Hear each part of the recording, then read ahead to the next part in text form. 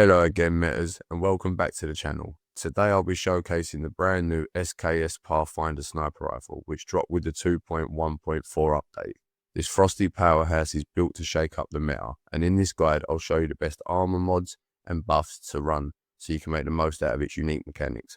With the right setup, the Pathfinder delivers devastating frost vortex procs, piercing charge shots, and massive damage that dominates mid to long range fights. So grab a frosty beverage, sit back and enjoy it as we dive into how to turn this sniper into one of the most impactful weapons in the current meta. So let's take a look at the weapon's features and what makes this gun so powerful. The Pathfinder is a Frost Vortex elemental weapon that triggers a Frost Vortex on hit with a 5-second cooldown, and each additional hit reduces that cooldown by 1 second. It also has a 60% chance to generate a Deviant particle, and picking those up puts you in a charging state. By default, you can hold up to 10 charges, but if you equip the new Snowdrift top armor, that capacity increases to 14. While in the charging state, you can consume deviated particles to fire a charged shot, launching a penetrating ice spike that deals ice elemental damage equal to 110% of your attack, further boosted by the Frost Vortex damage bonuses. And for the final feature, increases elemental damage bonus plus 30%. Ice elemental damage, each charged shot increases ice elemental damage by 8% for 15 seconds, stacking up to 3 times. For the calibration, I decided to go with stabilized, paired with a double elemental suffix. I chose this setup over rapid shot, since rapid shot doesn't actually benefit the Pathfinder. This sniper rifle isn't a bolt action port, so the perk has no effect on its performance. For my attachments, I am using integrated suppressor, advanced sniper sight, compact infrared indicator, tactical SR mag and disintegrating ammo. This gives me a grand total of 52 stability, 62 accuracy, 56 range and 90 reload speed. For my secondary, I chose to use the bingo to apply the bullseye buff and for the extra weak spot damage. For the calibration, you will want to use a rapid shot with double weak spot. I haven't managed to get one yet, but it's not an issue as we're only using the gun to apply the bullseye.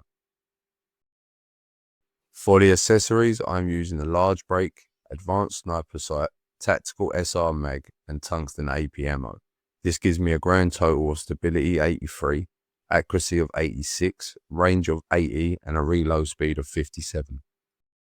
And for my melee, I am using the Kukuri knife. To gain all the buffs from this weapon, all you'll need to do is use a sticky ice cube and break it with a heavy attack. Next, let's take a look at some damage testing with both Deviants to see the damage potential for this build. So, with the way that the Pathfinder works, I want to show you how much of a difference being in the charge state makes. So with just one clip, I managed to hit a highest DPS of 43,000. However, after accumulating the 14 charges, as I am using the new Snowdrift top, I hit a highest DPS of 75,000, so we gained 32,000. Next, let's look at fully buffed. So with the Polar Jelly, my highest DPS hits for 579,889 and has a total damage of 3,466,841, which is very strong. Don't forget, this is a sniper rifle.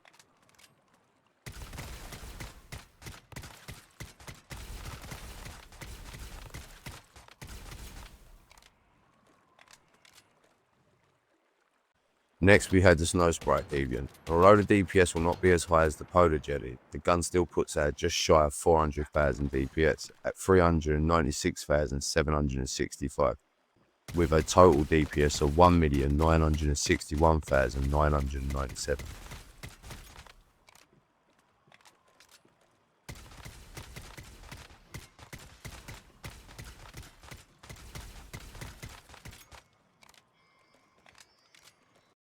I'd like to take a quick moment to say thank you all for watching so far and give a special shout out to both my old and new subscribers. We're getting really close to the 1,000 members in this community, and I honestly can't thank you enough for the support. If you're enjoying the content and haven't yet subscribed, maybe consider hitting that subscribe button so you don't miss out on any upcoming Once Human guides. Also, feel free to drop any suggestions in the comments. I'm always looking for ways to improve.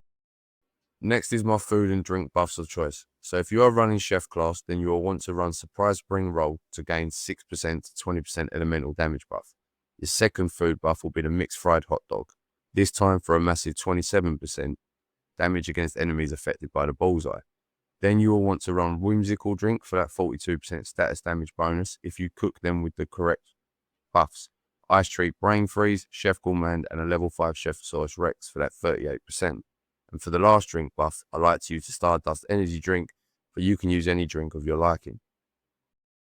Now let's take a look at the two Deviants that we have available. So for boss and slow moving targets, you'll want to use the Polar Jelly. The Starfall Inversion version will be the better choice. This Deviant continuously deals frost damage and forces the target towards you, increasing the frost damage they receive by 39.2% due to my Polar Jelly being level 5. For the second choice, and the better of the two for ad domination and still for chunking bosses and elites life bars away, you'll want to use the Lunar Oracle version of the Snow Sprite, as this Deviant will spawn crystals that you can shatter to get some very impressive burst DPS, but it all comes down to your personal preference. Feel free to pause the video for a short moment to check out the Cradle perks I am using. Next up is the armor sets, and I've decided to pair 3-piece Tetris tights. Weapon damage reduction of 10%, when HP is below 70%, weapon damage and status damage plus 12%, and the HP reduction from low sanity is decreased by 40%. Weapon and status damage plus 10%, and further increases as your sanity drops up to 28% at 30% max sanity. For my 2-piece set, I decided to go with the new reworked Savior set. Medicine cooldown haste of 0.2, and this is the new part. While shielded, weapon damage and status damage dealt increases by 10%. And for the key armor piece, I'm using the new Snowdrift top, which is designed for this gun in particular. When picking up deviated particles, gains an additional charge stack and weapon and status damage plus 25% for 25 seconds. And finally, let's take a look at the mods that really bring this build together. So for the Pathfinder, I'm using Cryo with the Catalyst and the Frost Vortex suffix. Frost Vortex damage plus 10%. After triggering a Frost Construct, Ice Spikes, Ice Missiles, or Ice Crystals, Frost Vortex damage plus 5% for 6 seconds. With the following aptitude effects: Frost Vortex damage plus 6%, Frost damage plus 4.8, damage against Great Ones plus 3.6, and damage against elite enemies plus 6. For the Bingo, I'm using Vulnerability Amplifier with the Bullseye suffix. The Bullseye adds Vulnerability plus 8% with the following aptitude effects: Weak Spot damage on targets with the Bullseye effect plus 12%, Weapon damage reduction plus 6, damage against normal enemies plus 4, and damage against elite enemies plus 4.5. For my helmet mod, I'm running Deviations Expert with the Lunar suffix. Range minus 25%, fire rate plus 10%, and status damage plus 20%. With the aptitude effects of the lower your HP, the higher your status damage up to 12%. The lower your HP, the higher your damage reduction against Deviants up to 7.2. Damage against elite enemies plus 6. And the lower your HP, the higher your elemental damage up to 12.8. For the mask mod, I'm running Frost Construct again with the Frost Vortex suffix. With the core effects of Frost Construct, Ice Spikes, Ice Missile, Ice Crystals deal 10% more damage. If the target is in Frost Vortex status, damage dealt plus an extra 10%. With the aptitude effects of Frost Vortex damage plus 6%, damage against elite enemies plus 3, head damage reduction plus 3.2, and frost damage plus 4.8. For my chest piece, I'm running Ardent Shield with again the Lunar suffix. While the shield is active, you gain 15% damage reduction. When the shield exceeds 1,000 single instances of damage, they will not penetrate the shield. Aptitude effects. The lower your HP, the higher your damage reduction against Deviants up to 9.6%. Damage against Great Ones plus 2.4. The lower your HP, the higher your elemental damage up to 16. And the lower your HP, the higher your status damage up to 12%. For my legs mod, I'm running Elemental Resident, but with the Downstar suffix. For each instance of elemental damage dealt from the previous magazine, the next magazine gains elemental damage plus 1% for 15 seconds, upon reloading up to 24%, with the aptitude effects of status damage plus 6% increased by up to 3% against enemies standing at a lower level than yourself. Elemental damage plus 6.4% increased by up to 3.2% against enemies standing at a lower level than yourself. Damage against elite enemies plus 4.5, and weapon damage reduction of plus 3.6.